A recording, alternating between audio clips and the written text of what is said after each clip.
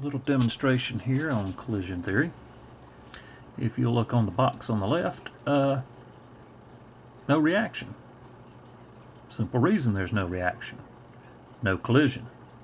That's rule 1. Rule 2 of collision theory. When things do collide, they must have sufficient energy to break old bonds and form new bonds. So this time we'll start them colliding. But look at our potential energy curve there on the right.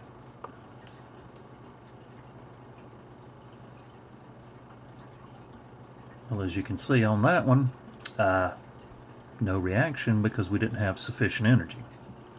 Alright, so let's hit reset here, if I can find it.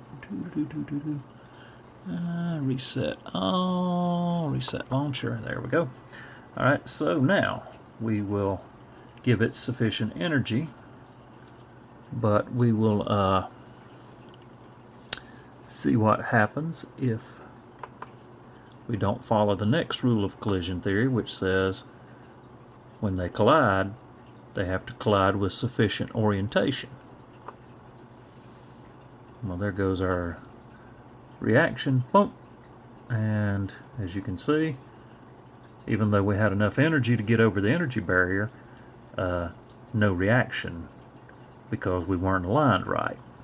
So let's reset this up. This time we're going to follow all the rules of collision theory. We're going to collide. We're going to have sufficient energy, and we're going to be properly aligned.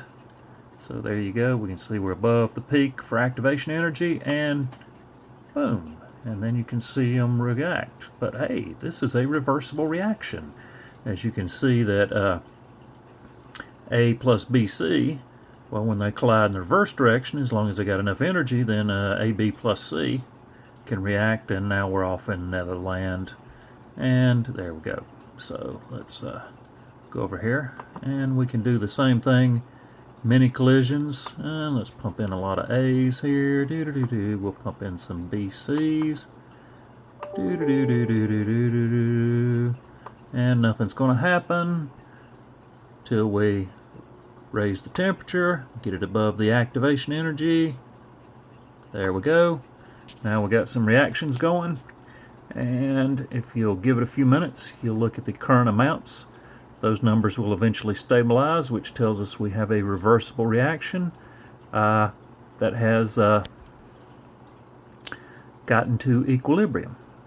So with that being said, I'll stop this video clip here, and we'll be good to go.